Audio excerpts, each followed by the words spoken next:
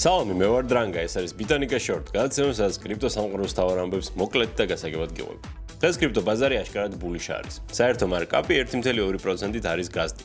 ბიტკოინმა კი ბოლო 24 საათში ახალი რეკორდი მოხსნა და $118,000 დააფიქსირა.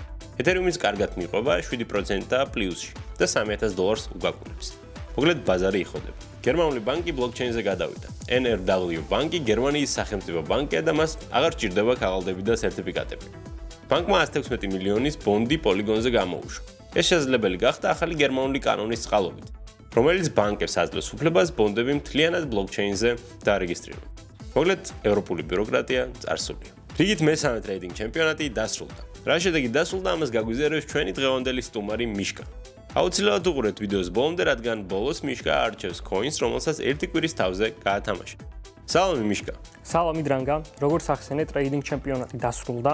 ვაჭრობის მოცულობით გამარჯვებულია ვახტანგი, რომელსაც მე-10 თაობის iPad-ი გადაეცემა, ხოლო ტრანზაქციების რაოდენობით გაიმარჯვა ილიამ, რომელიც მიიღებს Apple Watch-ს.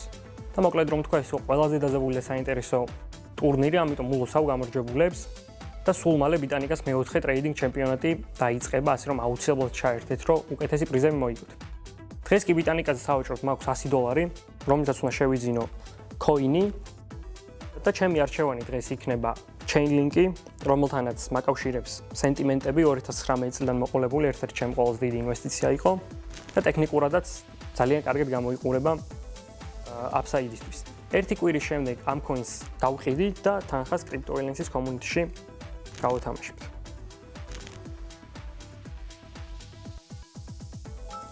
მადლობა მიშკა, ვნახოთ რა შედეგს დადევს ეს coin-ი. მოკლედ ეს იყო ბიტანიკა შორტ. გამოიწერეთ ჩვენი page-ი, რომ არ გამორჩეთ თავარი მოკლედ.